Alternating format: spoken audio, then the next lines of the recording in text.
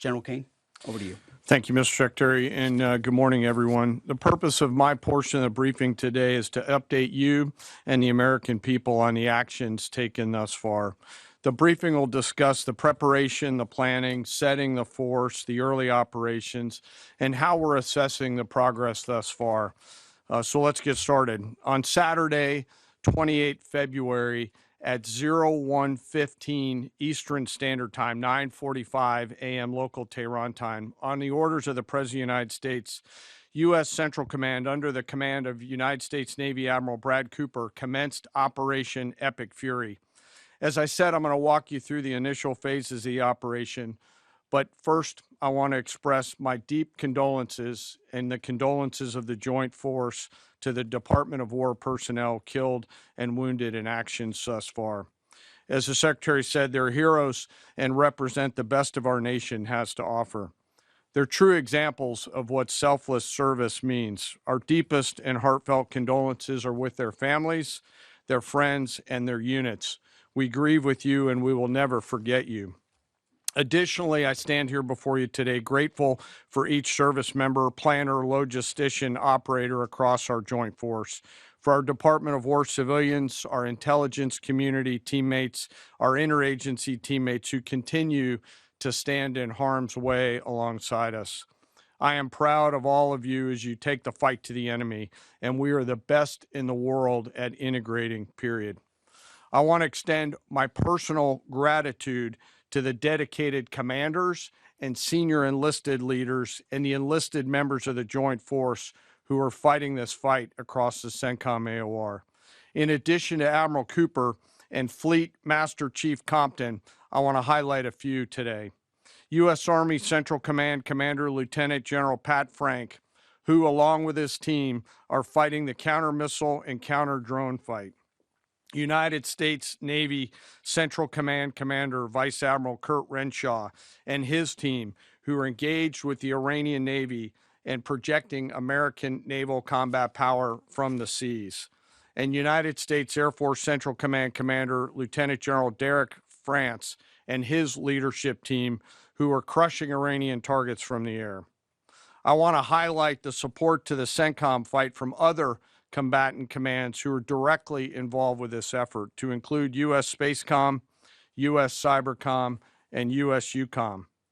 I also want to specifically call out United States Transportation Command and U.S. STRATCOM for their contributions to this fight. We cannot project American combat power at the time and place of our choosing without both. And finally, I want to express how deeply thankful I am for the continued service and sacrifice of the entire Joint Force and their families. Their unwavering commitment and dedication are the cornerstones of this effort. So let me start with a few details. First, to be clear, as the Secretary said, this is not a single overnight operation. The military objectives that CENTCOM and the Joint Force have been tasked with will take some time to achieve, and in some cases will be difficult and gritty work. We expect to take additional losses, and as always, we will work to minimize U.S. losses. But as the Secretary said, this is major combat operations. So let me talk about the preparation and the planning. On February 28th, the full strength of America's armed forces came together in a unified purpose against a capable and determined adversary. The United States Army, Navy, Marine Corps, Air Force, Space Force, Coast Guard, and our reserve components integrated across our combatant commands and began coordinated operations with the Israeli armed forces of an unprecedented scale. As the Secretary laid out, our military objectives are clear. Our mission is to protect and defend ourselves and, together with our regional partners, prevent Iran from the ability to project power outside of its borders, and be ready for follow-on actions as appropriate. Across every domain, land, air, sea, cyber, the U.S. Joint Force delivered synchronized and layered effects designed to disrupt, degrade, deny, and destroy Iran's ability to conduct and sustain combat operations. On the U.S. side, this marked the culmination of months and in some cases years of deliberate planning and refinement against this particular target set. From precision strikes against key military infrastructure to persistent intelligence and targeting integration to the close coordination of the components across vast distances, this operation again demonstrated America's reach, readiness, and professionalism, and that of our joint united force. It was historic not only in the operational scope, but in the level of joint integration displayed across every element of the joint force. And as I said earlier, this work is just beginning and will continue. So now to talk a little bit about setting the force and setting the theater. On the order of the Secretary of War over the last 30 days to reinforce deterrence and provide the President with credible options should action be required, the Joint Force began to systematically reposition assets and personnel across the region. These movements ensured that U.S. forces remained postured, protected, and ready to respond decisively for any emerging threat. This deployment included thousands of service members from all branches, hundreds of advanced fourth and fifth generation fighters, dozens of refueling tankers, the Lincoln and Ford Carrier Strike Group and their embarked air wings, sustained flow of munitions, fuel, supplies, all supported with command and control, intelligence, surveillance, and reconnaissance network. And the flow of forces continues today.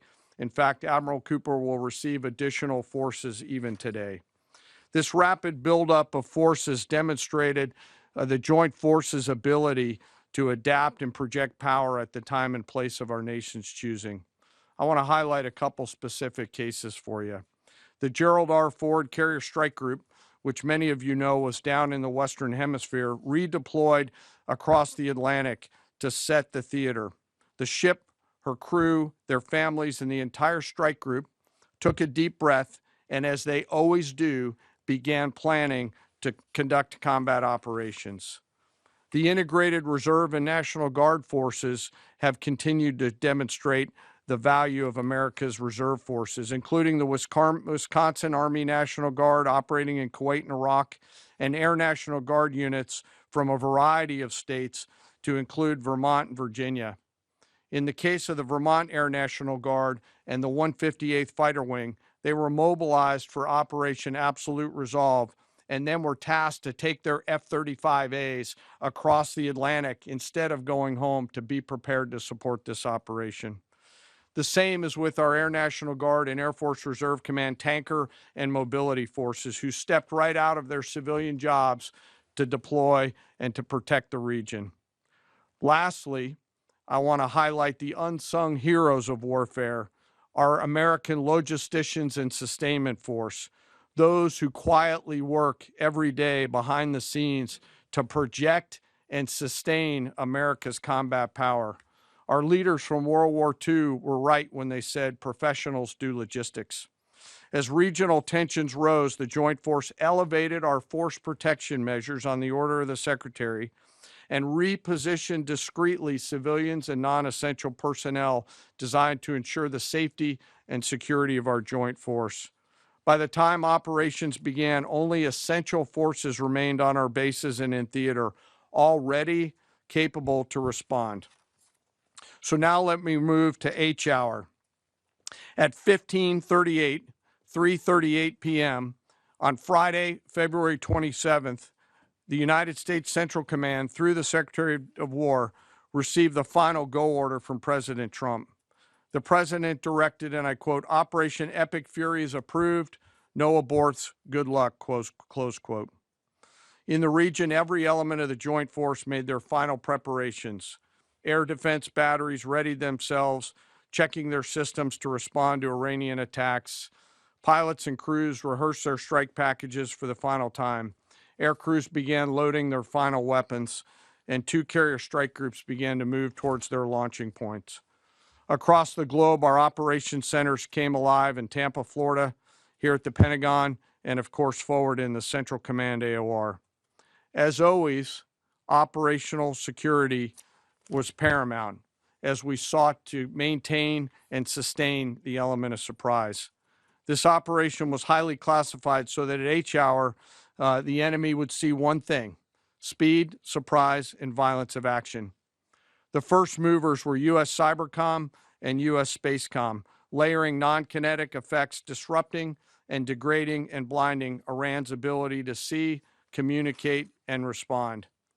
At H hour, the beginning of major combat operations, 01:15 local Eastern Daylight Time, 9:45 local AM Tehran time, as dawn crept up across the Central Command AOR, the skies surged to life. More than 100 aircraft launched from land, sea, fighters, tankers, airborne early warning, electronic attack, bombers from the States, and unmanned platforms, forming a single synchronized wave. This was a daylight strike based on a trigger event conducted by the Israeli Defense Forces, enabled by the U.S. intelligence community. The first shooters at sea were Tomahawks unleashed by the United States Navy, closed in on Iranian naval forces, and began to conduct strikes across the southern flank in Iran. On the ground, forces fired precision standoff weapons, measured, deliberate, precise, and lethal. This was a massive, overwhelming attack across all domains of warfare, striking more than 1,000 targets in the first 24 hours. We are now roughly 57 hours into the operation. In the initial phase, CENTCOM's focus was systematic targeting of Iranians' command and control infrastructure, naval forces, ballistic missile sites, and intelligence infrastructure designed to daze and confuse them. Coordinated space and cyber operations effectively disrupted communications and sensor networks across the area of responsibility, leaving the adversary without the ability to see, coordinate, or respond effectively. The combined impact of these strikes, swift, precise, and overwhelming, has resulted in the establishment of local air superiority. This air superiority will not only enhance the protection of our forces, but also allow them to continue the work over Iran. Over the course of the last 2 days, the Joint Force has launched hundreds of missions from land and sea and delivered tens of thousands of pieces of ordnance. The effort continues to scale.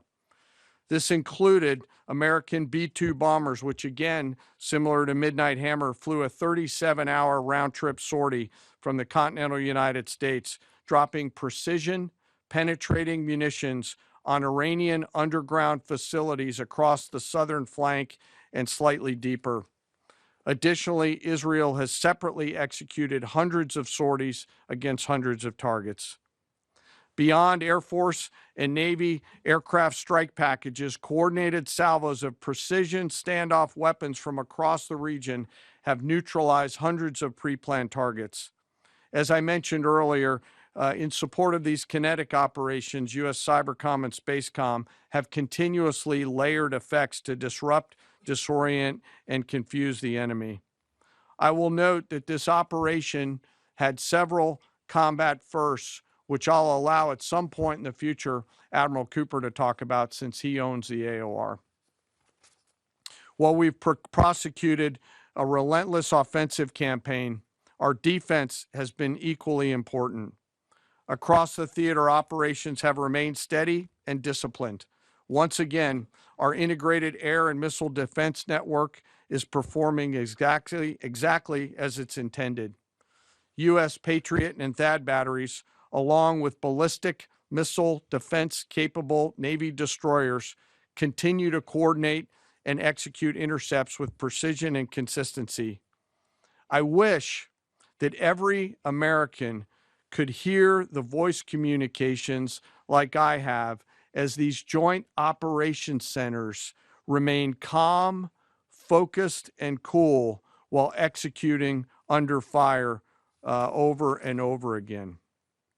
Collectively, these systems have intercepted hundreds of ballistic missiles targeting U.S. forces, our partners, and regional stability. The threat from one-way attack UAVs has remained persistent. Our systems have proven effective in countering these platforms, engaging targets rapidly. Each intercept represents Hundreds of hours of training, readiness, and technology all coming together to work as designed. We will remain vigilant in the counter UAV fight. And the defense of the region is not ours alone. As the threat grew, our partners surged in beside us. Air defense batteries in Qatar, the UAE, Kuwait, Jordan, and Saudi Arabia joined the fight, proof positive that years of training, trust, and hard-earned integration pay off. I am aware of the loss of 3 U.S. Air Force F-15Es overnight in the region. I am grateful for the safety of the crews, and we know that this was not from hostile enemy fire. As this matter's under investigation, I'll not comment further on this. Let me close. Operations will remain active across the theater and across the globe. The U.S. forces are postured not only to maintain pressure, but to respond and adapt as required.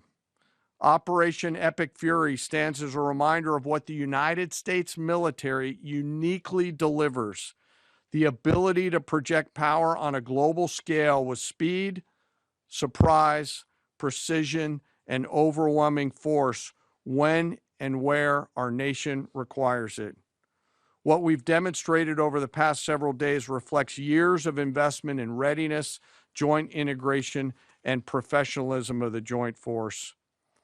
As major combat operations continue across CENTCOM, we remain engaged globally.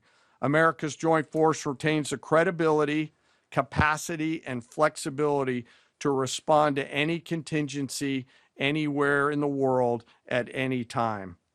To those who would test our resolve or threaten the United States, our allies, or our interests, understand clearly we can reach you, we can sustain the fight, and we can scale the fight, and we will prevail. To the American people, your Joint Force remains steady, frosty, calm, and focused.